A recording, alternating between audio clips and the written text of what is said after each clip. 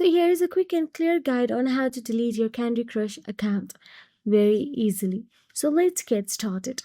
First of all you have to do is simply open the Candy Crush app on your mobile device and make sure that you are signed into your Candy Crush account. Then, once inside the Candy Crush app, all you have to do is tap on the settings icon at the bottom left corner of the screen. Then all you have to do is tap on the question mark icon available there. And once you tap on the question mark icon, you will be navigated to the help section of the Candy Crush.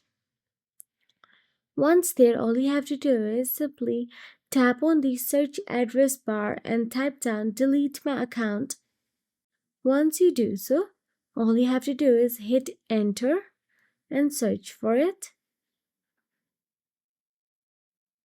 Then you will get to see various options available there. Scroll down and tap on the how do I delete my player account option available there.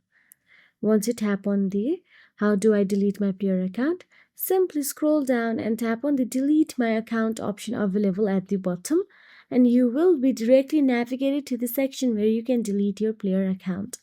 Now all you have to do is tap on the delete my account and delete your Candy Crush account permanently.